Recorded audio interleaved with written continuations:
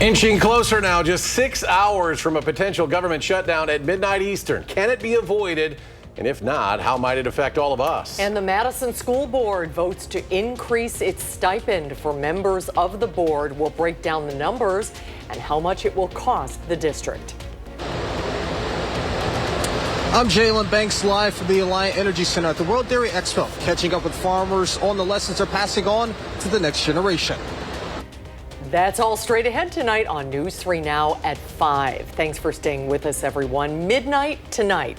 That is the deadline for Democrats and Republicans in Congress to reach a deal to avoid a government shutdown. So how would a government shutdown, how would that stop in funding affect things that you rely on? Arman Rahman is here to break down some of those potential impacts. And Arman, how did we get to the point of yet another government shutdown? Well, Eric and Susan, Democrats are refusing to help Republicans extend government funding without addressing health insurance subsidies that are set to expire at the end of the year. Now, the last time the government shut down in 2018, it was the longest in history, 34 days. This time, a shutdown is exacerbated by the recent widespread layoffs and spending cuts from the Trump administration. And according to travel experts, training programs for new FAA personnel would be on hold, which, if the shutdown lasts long enough, could indirectly impact operations if new hires can't be trained and put into the workforce. Otherwise, travel impacts will mostly show up on the destination side. If you are planning a vacation during the shutdown and you plan on visiting a national park, or if you're going to DC and hope to see some of the national monuments and museums, those will be impacted. So national parks will likely be closed. Most of the national monuments in DC will be closed. And staffing at social services are already stretched thin. This could mean even after a shutdown, places like Social Security offices could be much smaller, less effective, and less responsive. The president has said that a shutdown is, quote, probably likely, and the administration would make irreversible cuts to programs important to Democrats during that funding lapse. Armand, thank you. United Services Automobile Association, better known as USAA, says it's ready to help its members hit by a potential government shutdown. The company is offering eligible members a 0% interest loan of up to $6,000 to replace missed paychecks. Repayment is to be spread over 3 months. USAA says it also has payment relief options for credit cards, consumer loans, insurance premiums, and other banking products. They say it adds to its $40 million in contributions to support military service members and veterans. The Madison School Board has voted to almost double its board members' yearly stipend. Instead of making $8,000, they'll now make about $15,000 a year. The board president will now make an additional $1,200 instead of $8,300. Board members will also receive $100 for half-day retreats and $200 for full day. The board did reject a motion to make board members eligible for health care. They also voted against an additional $3,500 yearly stipend for professional development. Now, the last time the district boosted board members' pay was back in 2015 from $4,200. That additional compensation is expected to cost the district just over $60,000 annually. Well, tomorrow is the first day of October, and it certainly doesn't feel like it. The heat wave rolls on, and meteorologist Blaze Keller is here with the latest. Blaze? That's right. It really does not feel like October is quickly approaching. Tomorrow, as we sit in the 80s, it is 84 degrees as we take a live look on our Dodgeville Skycam, Upland Hill Skycam. Winds are light now the northeast, not much of a humidity out there. Thankfully, we haven't seen the return of those really tropical dew points either. But with temperatures in the low to mid 80s, it really just does not feel like we're ending September and going into October. It's 86 in the Dells right now, 84 Lone Rock, 82 in Janesville, 78 in Juneau, as well as in Watoma, 83 in Boscobel. Into Dane County we go, where most of us are sitting in those low 80s. Again, a nice northeasterly wind, keeping it pretty nice outside. And thankfully, as I mentioned, we don't have those very soupy dew points outside. Tonight, and for this time of year, we should be in the mid 40s, but tonight we're going to hang out in the mid 50s to low 60s. these clouds are going to be increasing.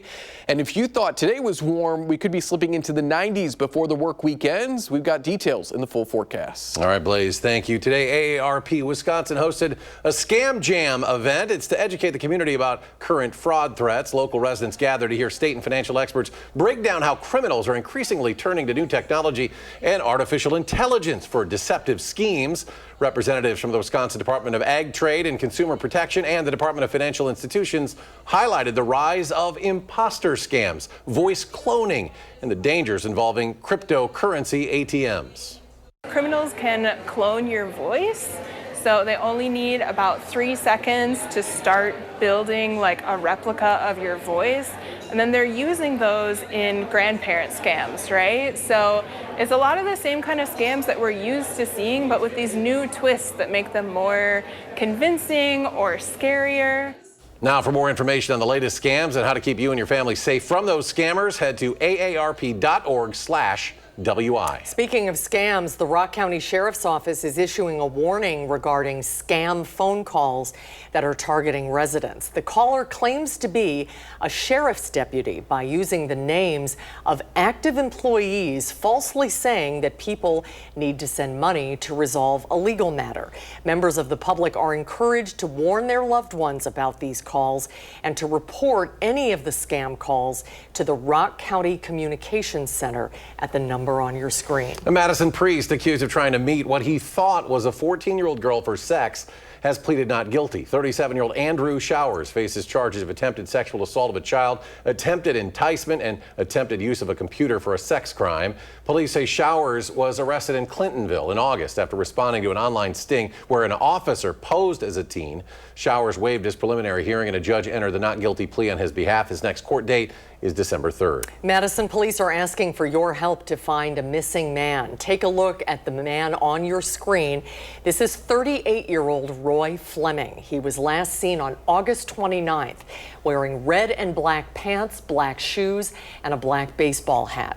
Police say he was last seen around Southtown Drive. If you have any information about Roy's whereabouts, please call the Madison Police Department. The number is 608-255-2345. Madison Memorial High School's automotive instructor, Miles Tokheim, was recently surprised with a big award. The Harbor Freight Tools for Schools Award recognizes dedication to teaching automotive technology and the impact the program has on students, as well as preparing them for real-world job opportunities. Miles was a finalist in 2022 for the Harbor Freight Teaching Excellence Prize, and he says he wants to give more opportunities to kids through his teaching. It's a game changer, really. Just to have the funding here to continue this program will be huge. It's not quite for sure how it's all going to work, but it ultimately will lead to students being more successful, more exposed to the industry, and getting kids excited. Love a good surprise. He had no idea this was coming today. 5 grand prize winners were awarded $100,000 each. 2 were from Wisconsin. Michael Driscoll from Bayview High School in Milwaukee and Ben Peters from Nakusa High. Miles and 3 other Wisconsin educators were awarded a $50,000 prize. Wow, congratulations. The World Dairy Expo is back and it's in full swing now. Madison is again the epicenter of the dairy world. Yeah, big event every year. The expo runs through Friday. That's where you find our Jalen Banks live from the expo. Jalen, how's it going down there?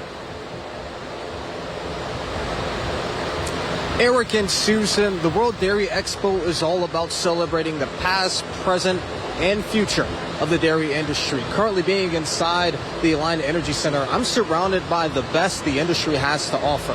Now, just over my shoulder is all but a fraction of the thousands of cows that'll be here throughout the week here at the Expo. Now, another pretty cool thing about the Expo itself is it brings in people from around the world.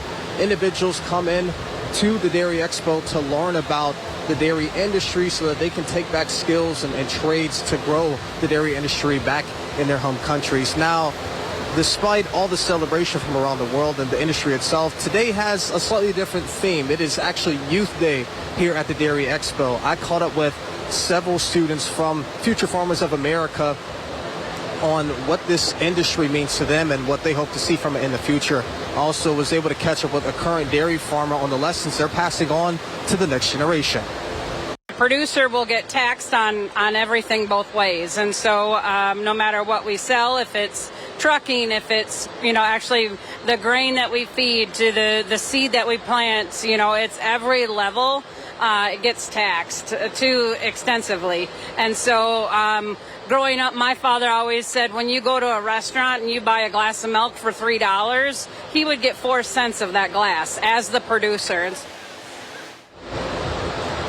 Now, as for the rest of the week, there's tons of stuff going on, from prizes and games, and even just checking out, some of the cows and the cattle here inside the Alliant Energy Center and within the Coliseum. But the event runs through Friday, so you've got plenty of time to come and check out all their offerings. But for now, I'm going to send it back to you guys in studio. Reporting live from the Alliant Energy Center at the World Dairy Expo, Jalen Banks, News 3 Now. A huge event, always bringing in people from all over. Jalen, welcome to Madison. Yeah, welcome to the city. All right, Blaze returns next. A full check of your first warn forecast. And you may be wanting to disinfect your home as flu season arrives. We'll tell you some things to know about proper use of any chemicals you may use to clean. And the Packers special teams anything but special these past 2 weeks. Our Packers senior writer Jason Wilde reports from Lambeau Field on how the team hopes to fix some things during the bye week. And many of you probably thought it was long gone, but AOL is finally hanging up the phone on its old dial-up internet connection. I played this song just for you. So remember this sound?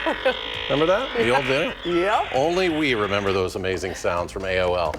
On Wall Street today, positive numbers for the three major indices. The Dow climbing almost 82 points. The NASDAQ adds more than 68. S&P 500 a gain of 27.25, and we'll be right back. You're watching News 3 Now at 5. Well, the Packers are off this week, and there's one area the coaching staff will be hard at work trying to correct. And that would be the special teams units. Two very significant blocked kicks the last 2 weeks alone proved very costly. Our Packers senior writer Jason Wilde has more from inside Lambeau Field. If you're a Packers fan, you're probably frustrated with the team's special teams. Well, you're not the only one. Packers coach Matt LaFleur is frustrated as well. They're not getting a lot out of their return game. They have to be better there. But more importantly, they've had two what he called catastrophic mistakes. A blocked field goal that could have won the game in Cleveland a week ago, and then a blocked extra point, which turned into 2 points for the Dallas Cowboys on Sunday night in Big D. Matt LaFleur says he's not concerned, though, about where the special teams are. All they need to do is eliminate their catastrophic mistakes. And even he admitted that that's easier said than done. But that'll be the expectation when they return from their bye week and get back to work on Monday. We'll see if they're able to do that as they move forward. Their next game is on Sunday against the Cincinnati Bengals right here at Lambeau Field. We'll have full coverage of every Packers at channel3000.com for free. And while you're there, don't forget to sign up for our Packers newsletter, which delivers our Packers coverage directly to your inbox every single day. In Green Bay at Lambeau Field, Jason Wilde, channel3000.com.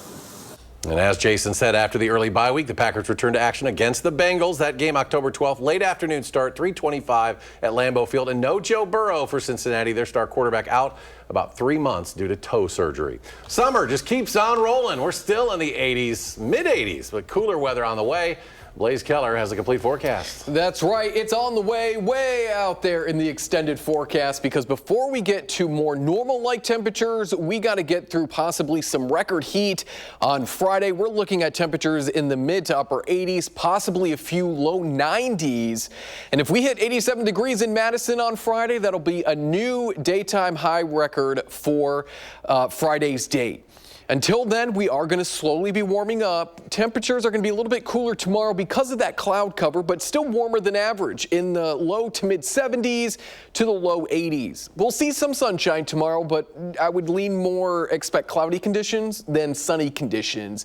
But again, we are not where we should be for this time of year in those upper 60s. So even if we only hang out in those mid to low 70s, we are still above average for this time of year. Winds are eventually, though, going to be turning out to the south. That, coupled with more sunshine by the week's end, is the reason why we are going to be warming up. High pressure off to our north and east is going to be sliding its way southwards, and that's going to allow that cloud cover to really take on over as we go into Wednesday. But then those southerly winds kick up in speed and they start to move some of that cloud cover out of here. Out of the south, those winds will make for more partly sunny conditions on Friday, bump most of our temperatures back up into the low 80s, and then by Friday, we're into the upper 80s, if not the low 90s. Southerly winds from that exiting high pressure system and a big area of low pressure to our west, moving in that warmer air as we look to end the work week. And in terms of highs compared to normal, we're looking at least a 20-degree warmer day on Friday. So it is going to be a very warm end to the work week. We're looking at the mid 80s to continue into Saturday, Sunday, low 80s. And then there's that cool down Eric mentioned. It's on the way, but we got to get into about the middle of next week. So a week from now, we'll be back into where we should be for this time of year, in those upper 60s to low 70s. That's also when we could see our next chance for rain. So tomorrow, Thursday, Friday, Saturday, we're looking at dry conditions and warm conditions as well. And we can thank Hurricane Umberto as well as Imelda for blocking up the jet stream. These are two big sticks, if you will, in the jet stream, causing that high pressure system to back everything up as well, and that's stalling everything out, and that's going to continue to keep us drier and warmer as we look to end the work week.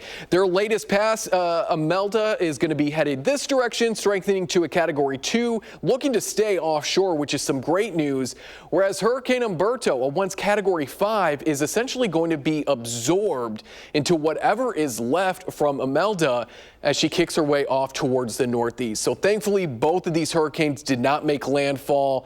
And you can read, if they're going to be doing it, about the Fujiwara effect in our latest Beyond the Barometer. We don't see it too often, but when hurricanes are close to each other, they sometimes do a cool little dance called the Fujiwara effect. There is a look at your 10-day forecast. Again, rain holding off until Monday of next week, and that's when we'll start to cool down as well. All right, Blaze, thank you. And a huge thank you to all of you who have helped us with our Coats for Kids campaign this year. We're still collecting coats. We're up to 2,427 donations. And if you want to go through your closet and find some coats that you no longer use, we'll take them from now until October 4th. You can drop them off at any Dane County area Clinky Cleaners, and we have all of the information on our Coats for Kids campaign on channel3000.com, including the times and dates for the distribution of all those coats coming up a little bit later in October. And keep those coats coming, folks. Still ahead, we'll be right back on how to use disinfectant properly as we head into the cold and flu season. Stay with us. You're watching News 3 Now at 5. Well, especially at this time of the year, it's important to clean and disinfect your home to prevent germs. But some cleaning products can be hazardous to your health if you don't use them properly. Maddie Gaither has more on the dangers and how to safely disinfect your house. Washing hands and highly touched surfaces are two keys to keeping viruses and other illnesses from spreading. But some of the cleaning supplies in your home can be dangerous if used the wrong way. The nonprofit Environmental Working Group found that more than 2,000 cleaning products in the United States might contain chemicals linked to asthma, cancer, and chemical burns. The CDC says in most situations, cleaning alone with soap and water can remove most germs on surfaces. However, if someone in your home has been sick or a person who recently visited had an illness, the agency says properly diluted bleach can effectively kill germs. But take these steps for safety. Use regular, unscented household bleach that contains between 5 to 9% sodium hypochlorite. If it's laundry or splashless bleach, it may not be appropriate for disinfection, so make sure it's in that percentage range. Never mix household bleach or any other disinfectant with other cleaners or disinfectants. This can release vapors that can be dangerous to breathe in. Make sure you have good ventilation, for example, open windows. Check the label to see if you need to wear protective equipment like gloves or eye protection, and follow directions on the bottle to prepare a diluted bleach solution. Association. You can also check if your other cleaners are safe. Next time you need to replace something, spend a minute looking for this, the EPA's Safer Choice label, or checking their online database. For Health Minute, I'm Mandy Gaither. And Dr. Sanjay Gupta also says there are natural cleaners, things like vinegar, baking soda, and lemon juice that you can use as well. He also says regular vacuuming is very important because you can remove toxic chemicals that build up in dust. Well, AOL, once the biggest name in internet service connectivity, is ditching dial-up as of today. Now, for many of you, it may come as a bit of a surprise that AOL is still even offering dial-up. Remember that sound, right, Susan? Remember that? For you kids out there, ourselves. That's how Susan and I got on the internet in our early days in news. That internet service, a vestige of the early days of the World Wide Web. You may remember the 90s, that familiar, unmistakable sound. It was a signature tone of getting online. But as of 2023, only about 1% of U.S. households with internet subscriptions were using only dial-up. Wow. Isn't that interesting? And then you'd wait for the page to load and be like halfway down. Oh, I can almost see an airfare. Oh, you guys don't know what you're missing. You younger folks. A final check of the weather when we come back. Violence in Gaza finally coming to an end. Israel's on board, but will Hamas agree to the deal? We'll have the details on possible peace in the Middle East. And it's a small town that fell on hard times. Our Eye on America shows how one Illinois community is having its own renaissance. That's tonight on the CBS Evening News. And then coming up at 6, we have more from World Dairy Expo, why people come from thousands of miles and around the globe to the Alliant Energy Center. Stay with us for News 3 Now at 6. How do they get those cows here from They're Europe? well-traveled, frequent flyer miles. They enjoy the camera, too. You see how they're looking at the camera? Blaze is back. Final check of the forecast. And it's going to be a quiet stretch here tonight, becoming cloudy, 50s, and winds are going to be light. Then we're into the 70s tomorrow, a little more cloudy, but we see the sunshine by Thursday, and we could squeeze out a few late season 90s by Friday before we hang out in the 80s. Still dry as we head into the weekend. Friday night football looking great, and the Badger game there on Saturday looking just as great too. So we kind of lucked out, yeah. Warm one over in Ann Arbor. Really remarkable, those hurricanes. Oh yeah. Just veering out in the way we like to see them go. Yes, yes. Stay as far away from us as you can. All right, we'll be back in 30 minutes for News 3 Now at 6. CBS Evening News is next. You can find us streaming 24/7 on Channel 3000+. Have a great evening, everybody. See you at 6.